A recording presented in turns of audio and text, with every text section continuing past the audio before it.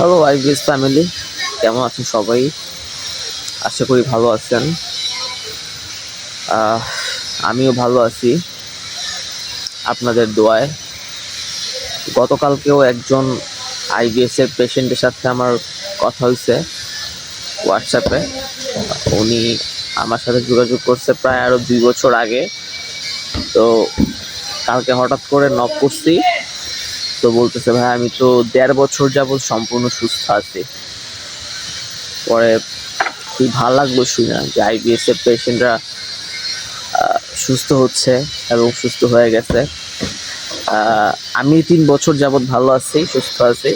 তো এরকম উনি 1.5 বছর ধরে সুস্থ আছে। আশা করি বা দোয়া করি যেন আল্লাহ তাআলা তাকে সারা জীবনই ভাবে সুস্থ রাখে। আর আপনারা আমার জন্য দোয়া করবেন, আমি যেন সারা জীবন এই আইবিএস মুক্ত জীবন যাপন করতে পারি। আপনাদের কাছে দোয়া প্রার্থী। তো কালকে কথা হয়েছে, ভাল লাগছে অনেক কথা বললে যে ভাই 1.5 বছর যাবৎ সুস্থ আছি আমি আমি এখন কোনো প্রকার মেডিসিন খাই না। তো দ্যাট ওয়াজ লাইক একটা হ্যাপিনেস, যে না, that was like good news for me, যে আমি কাউকে হেল্প করতে পারছি এবং কেউ আহ, বছরের পর বছর সুস্থ আছে আইবিএস এর মতো একটা আহ, মানে দুরারোগ্য ব্যাধি থেকে ভালো থাকতে পারতেছে বা ভালো আছে বা সুস্থ হয়েছে। এটা জানলেও একটা নিজে থেকেই একটা ইন্সপায়ারেশন পাই, এই আর কি। তো আইবিএস এর কারণটা আমরা সবাই মোটামুটি জানি যে what is the root cause of IBS. তো আজকে জাস্ট কারণটা বলবো এবং প্রতিকারটা বলবো এবং প্রতিরোধটা বলবো, কিভাবে এটাকে প্রিভেন্ট করতে হয়। আর আমি জানি যে আমার ভিডিওগুলো যারা দেখবেন তারা সবাই আইবিএস এর পেশেন্ট। তো যারা নন আইবিএস এর পেশেন্ট তাদের ক্ষেত্রে আমার একটা উপদেশ হচ্ছে, অ্যাডভাইস হচ্ছে যে আপনারা কোনোদিন টেনশন করবেন না, কোনোদিন দুশ্চিন্তা করবেন না। হ্যাঁ, আপনি চিন্তা করেন, চিন্তা করলে প্রবলেম নাই, কিন্তু আপনি কোনোদিন দুশ্চিন্তা করবেন না। চিন্তা আর দুশ্চিন্তা দুটার মধ্যে অনেক তফাৎ আছে। চিন্তা যেটা আমাদের মাইন্ডের মধ্যে, আমাদের সাবকনসিয়াস মাইন্ডের মধ্যে অলওয়েজ কিছু না কিছু ঘুরে। আমরা পারিবারিক জীবনে বা আমরা আমাদের আহ, আহ, আমাদের হচ্ছে আপনার কমার্শিয়াল লাইফে বা আমাদের ডেইলি লাইফে আমরা চিন্তা করি এবং চিন্তা করাটাই স্বাভাবিক। কিন্তু যখন আমরা দুশ্চিন্তা করি, যে চিন্তাটা আমাদের জন্য অ্যাকুরেট না, ওইটা যখন আমরা লং টার্ম করি তখনই কিন্তু এই প্রবলেমগুলো হয়। এইরকম ডিপ্রেশন, মেন্টাল ইলনেসগুলো তখন এখান থেকে ক্রিয়েট হয়। তো দুশ্চিন্তা করা যাবে না, এটা হচ্ছে নন আইভিএস এর পেশেন্টের জন্য। আর যাদের অলরেডি আইভিএস হয়ে গেছে, তো তাদের কি বলবো আর, যে দুশ্চিন্তা করা যাবে না। দুশ্চিন্তা খুব খারাপ। হ্যাঁ, দুশ্চিন্তা করলে আপনার আইবিএস না হইলেও আপনার অন্য সমস্যা হবে। আপনার স্লিপিং ডিস্টারবেন্স হবে, আপনার এংজাইটি থাকবে, আপনার মধ্যে ওসিডি চলে আসবে, ওভার থিঙ্কিং চলে আসবে। তো এগুলা আপনার বডির জন্য ভালো না আর কি, খুবই বাজে। কারণ এই ইলনেসগুলার ট্রিট এত কঠিন। বা আপনি ধরেন আপনার একটা টিউমার হয়েছে, আপনি অপারেশন করছেন, আপনি ভালো হয়ে গেছেন। কিন্তু দুশ্চিন্তা জিনিসটা এত খারাপ যে এটা একবার মনের মধ্যে বাসা বাঁধলে এটাকে আসলে কিওর করা খুবই টাফ হয়ে যায়। সো এই আর কি। আর আইভিএস এর রিজন বলতে, আইভিএস এর মূল যে রিজন, আমি বলবো যে আইভিএস এর মূল এবং একদম প্রপার যে রিজন, সেটা হচ্ছে মানসিক দুশ্চিন্তা, anxiety disorder, mental illness, over thinking. এইটাই হচ্ছে আইবিএস এর মূল রিজন। এটার জন্যই ভেগাস নার্ভ স্টিমুলেট হয় এবং আপনার বিভিন্ন ধরনের শারীরিক লক্ষণ দেখা দেয়। সো আইবিএস এর রুট কজ হচ্ছে mental depression, anxiety disorder, anxiety, হতাশা, ওভার থিঙ্কিং, ওসিডি, তারপর হচ্ছে আপনার নেগেটিভ থটস। বা দুশ্চিন্তা করলে তো আপনার মধ্যে অনেক নেগেটিভ থটস চলে আসে, আপনি সব কিছু নেগেটিভ। আইবিএস এর পেশেন্টরা সব কিছু নেগেটিভলি নেয়। So it's root cause of IBS. আর এটা তখন হয় কি, যখন আপনার এই আপনি যখন দুশ্চিন্তা করেন, তখন আপনার এই যে ফিজিক্যাল যে সিমটমসগুলা, এগুলো তখন আপনার প্রিডমিনেন্ট হয়। এবং হ্যাঁ, এবং এর সাথে আরও কয়েকটা কারণ আছে। এর মধ্যে হচ্ছে আনহাইজিনিক ফুডস, জাঙ্ক ফুডস বা রিচ ফুডস বলেন বা হচ্ছে ওয়েলি ফুডস বলেন, এগুলো যখন আপনি লং টার্ম খাবেন, অস্বাস্থ্যকর যেগুলো আর কি আনহাইজিনিক, হ্যাঁ, অস্বাস্থ্যকর খাবার যখন খাবেন তখন আপনার গাট হেলথটা নষ্ট হয়ে যায়। হ্যাঁ, গাট হেলথটা নষ্ট হয়ে গেলে গাট ব্রেইন এবং মেন্টাল যে ব্রেইন, সেন্ট্রাল নার্ভাস সিস্টেম, এটার মধ্যে এক ধরনের অসামঞ্জস্যতা তৈরি হয় এবং এটার ফলে আইবিএস হয়। সো মেইন রিজন কি? মেইন রিজন হচ্ছে দুশ্চিন্তা। এরপর কি? Unhygienic foods. এরপর কি? কম ঘুমানো, রাতে কম ঘুমানো, এটা একটা আইবিএস এর কারণ।